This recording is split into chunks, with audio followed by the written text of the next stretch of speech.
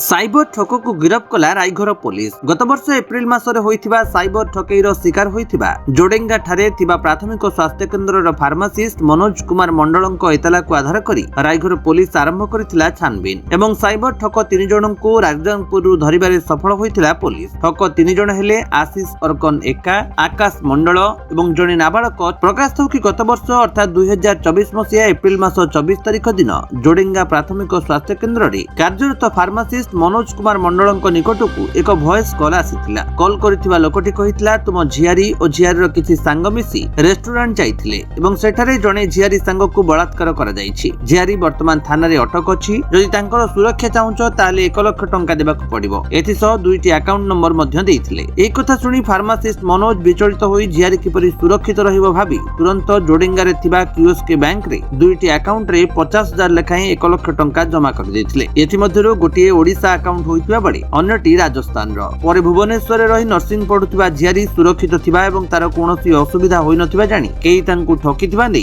ता 10/5/2024 तारिखरे थाना रे एतला दैथिले जे से ठकामीर शिकार होइछंती। एतला को आधार करी रायघर पुलिस एसपी को निर्देश रे रायघर थाना सब इन्स्पेक्टर मनोरंजन बेहेरांक सह एक टीम जाइथिले राजगांगपुर और सेठारे 2 जनंकु धरिबारे सफल होइथिले। नवरंगपुर गगन गंतायत को रिपोर्ट, विश्व विजय न्यूज ओडिशा।